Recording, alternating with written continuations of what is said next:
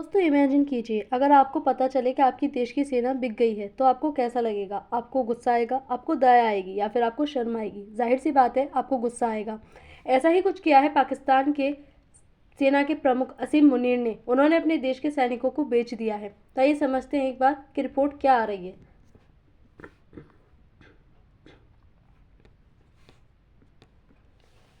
तो गाजा विवाद और पाकिस्तानी सेना पर उठते सवाल। अब पाकिस्तान की सेना पर प्रश्न चिन्ह लग गया है कि क्या सच में पाकिस्तानी सेना केवल और केवल आर्थिक लाभ के लिए काम करती है। तो यहाँ पर हम देख सकते हैं कि खबर आ रही है फर्स्ट पोस्ट की न्यूज़पेपर की। ये आर्टिकल इसमें छपा है। Pakistan army force sell did Asim Munir demand $10,000 a soldier from Israel for peacekeeping in Gaza. यानी कि असीम मुनीर ने क्या किया है, एक सोल्जर के $10,000 जो है मांगे गए हैं। एक सोल्जर के लिए यानी एक सैनिक के लिए जो है $10,000 लगेंगे।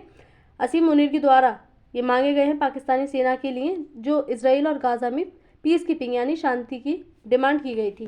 क्या बिकाऊ है पाकिस्तानी सेना, जिस पर अब प्रश्न उठ रहे हैं। क्या इसराइल ने गाजा में शांति मिशन के लिए $10,000 प्रति सैनिक की मांग की। तो यहाँ पर अलग अलग न्यूज़पेपर में आर्टिकल्स छपे हैं, आप यहाँ पर देख सकते हैं। तो खबर क्या आ रही है, हाल ही में एक पाकिस्तानी पत्रकार के दावे से बड़ा विवाद खड़ा हो चुका है।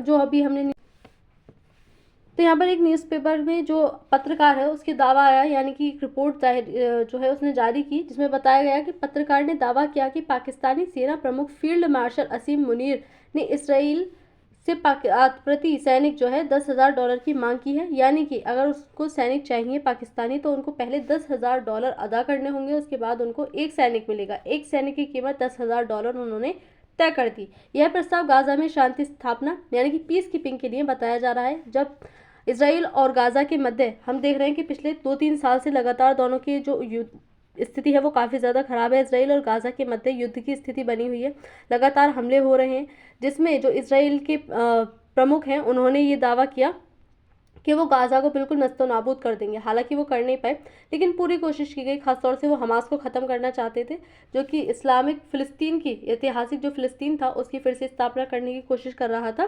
तो उसको पूरी तरह से ख़त्म करने की बात थी। जहाँ से हमने देखा कि गाजा के बहुत सारे लोग, लाखों की संख्या में जो लोग हैं वहाँ से विस्थापित हो गए। लेकिन इसको लेकर के जो इनमें पीस कीपिंग हुई है, यानी कि शांति वाला समझौता दोनों के मध्य हुआ है, उसके लिए पाकिस्तान के सैनिकों को भेजा गया था। जिसमें अब रिपोर्ट आ रही है खुलकर कि उन सैनिकों को आर्थिक लाभ के लिए भेजा गया था, यानी कि पाकिस्तान ने उनके लिए पैसों की डिमांड की थी। जबकि हम देख रहे थे कि मुस्लिम कंट्री जो है वो खुलकर सामने आ रही थी कि गाजा को मदद करेंगे। बड़े बड़े जो थे दावे भरे जा रहे थे पाकिस्तान की तरफ से भी, लेकिन अब रिपोर्ट आई है कि वो केवल और केवल आर्थिक लाभ के लिए था। तो दावा किया जा रहा है कि पाकिस्तान ने अपने सैनिकों की तैनाती के बदले में प्रति सैनिक $10,000 की मांग की। एक सैनिक की कीमत $10,000, जबकि इसराइल ने कथित तौर पर प्रति सैनिक केवल $100 देने की पेशकश की थी। इसराइल ने $100 जो है केवल एक सैनिक के $100 देने की बात कही, जबकि पाकिस्तान की मांग थी $10,000 की। तो ऐसी रिपोर्ट सामने आई है। मुख्य आरोप क्या लगाए गए हैं। दावा किया गया है कि पाकिस्तानी सेना ने मानवीय मिशन के नाम पर धन की मांग की है। यानी कि जब दावे भरे जा रहे थे कि हम जो है मानवता के लिए काम कर रहे हैं, मानवता के लिए अपने सैनिकों को वहां भेज रहे हैं, लेकिन अब रिपोर्ट आ रही है उन्होंने केवल और केवल धन के लिए काम किया। एक सैनिक तक की कीमत उन्होंने वसूल कर ली। सवाल उठे हैं कि क्या पाकिस्तानी सेना का उद्देश्य मानवीय सहायता है या फिर आर्थिक लाभ। अब जो पाकिस्तान है उसकी सेना पर प्रश्न चिन्ह लग गया है कि क्या पाकिस्तान केवल और केवल आर्थिक लाभ के लिए कार्य करता है, उसकी नज़र में मानवता की कोई अहमियत नहीं है। तो इस तरह के प्रश्न पाकिस्तानी सेना पर उठ रहे हैं, उसकी गरिमा पर उठ रहे हैं। इस दावे ने इस्लामाबाद की सेना की छवि और नीतियों पर प्रश्न चिन्ह लगा दिया है। तो न केवल जो सेना होती है वो किसी एक देश की गरिमा होती है, बल्कि सेना जो है वो हम कहेंगे कि हर देश की गरिमा होती है। अब पूरी की पूरी जो सेना है उसको गरिमा को ही ठेस पहुंची है, इस तरह से जिस प्रकार से उस पर प्रश्न उठाए जा रहे हैं। तो यहाँ पर एक न्यूज़पेपर के आर्टिकल में भी ये भी छपा कि जेल में बंद इमरान खान ने पाकिस्तानी सेना प्रमुख असीम मुनीर पर जो है इस बात को लेकर के हमला किया कि पाकिस्तान की जो असीम मुनीर है वो गलत तरीके से पाकिस्तान को कंट्रोल करने की कोशिश कर रहे हैं। सबसे बड़ा तानाशाह उनको कहा गया है। ये तो एक पॉलिटिकल रीज़न है जो कि चलता रहता है।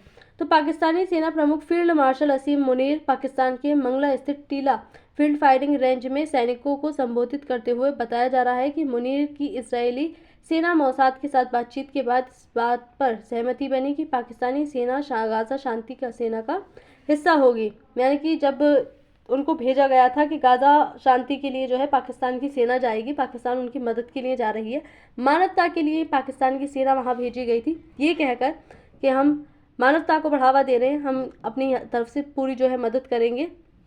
लेकिन अब खुलासा हो रहा है कि वो केवल और केवल आर्थिक लाभ था। अंतर्राष्ट्रीय प्रतिक्रिया, तो इस दावे की आधिकारिक पुष्टि किसी देश या संगठन द्वारा नहीं की गई है। हालांकि अभी किसी बड़े संगठन ने इसकी जो है पुष्टि है वो नहीं किया, ना किसी दूसरे देश के द्वारा, ना ही अंतर्राष्ट्रीय स्तर पर किसी संगठन के द्वारा इसकी पुष्टि हुई है। लेकिन एक रिपोर्ट के माध्यम से ऐसा माना जा रहा है कि पैसे लेकर के इन्होंने अपनी सेना को भेजा था। पाकिस्तान सेना की ओर से कोई आधिकारिक बयान इस पर नहीं आया। अभी कोई भी जो पाकिस्तानी सेना है या फिर असीम मुनीर है, उनका कोई भी ऑफिशियली बयान जो है इस पर नहीं आया है कि बदले में वो क्या कहना चाहते हैं। अंतर्राष्ट्रीय मीडिया में इस खबर ने पाकिस्तान की नीयत और नीति पर बहस छेड़ दी है। लेकिन जब से ये रिपोर्ट आई है तो इस पर जो पाकिस्तान की सेना है उस पर प्रश्न चिन्ह लगा दिया गया है कि क्या वास्तव में पाकिस्तान केवल और केवल जो पैसा है, आर्थिक लाभ है, उसके लिए कार्य करता है, किस प्रकार की नीति है पाकिस्तान की, तो उस पर प्रश्न उठ रहे हैं। तो क्या पाकिस्तान गाजा संकट का इस्तेमाल अपने आर्थिक हितों के लिए कर रहा है? जिस प्रकार से गाजा की स्थिति बनी, गाजा और इसराइल में इतनी बुरी सिचुएशन हो गए थे, गाजा में खाने पीने तक की, यहाँ तक कि नरसंहार वाली स्थिति बन चुकी थी। तो ऐसे में हर देश उनकी मदद के लिए सामने आ रहा था। यूएनओ ने भी आवाज़ उठाई, अमेरिका जैसे देश भी कहीं ना कहीं फिर शांति की बात करने लगे थे। लेकिन वहीं देखा जाए तो पाकिस्तान जो कि एक मुस्लिम कंट्री है, उसकी तरफ से अब रिपोर्ट मिल रही है कि उसने अपने आर्थिक लाभ को उस टाइम पर भी देखा जब गाजा को शायद सबसे ज़्यादा ज़रूरत थी, या फिर यह दावा मात्र राजनीतिक प्रचार प्रोपेगेंडा का हिस्सा है। अभी तक ये सिद्ध नहीं हुआ है। लेकिन ये क्या वास्तव में उन्होंने असीम मुनीर ने जो है पैसे लेकर के अपनी सेना को भेजा था, आर्थिक लाभ के लिए अपनी सेना भेजी गई थी, या फिर ये अब जो रिपोर्ट आ रही है वो प्रोपेगेंडा है, यानी कि राजनीतिकरण किया जा रहा है। इस विवाद ने पाकिस्तान की विदेश नीति, इसराइल के प्रति रुख और गाजा पर रुख को और भी जटिल बना दिया है। जो दोनों के मध्य रुख था पाकिस्तान का इसराइल और गाजा को लेकर के, वो और भी ज़्यादा जो है चीज़ें जटिल हो गई हैं। तो खैबर पख्तूनख्वा प्रांत के खैबर, यहाँ पर एक सैनिक को खड़े हुए दिखाया गया है, जिसमें पाकिस्तान का एक लंबा इतिहास रहा है कि वह एक किराएदार सेना रहा है।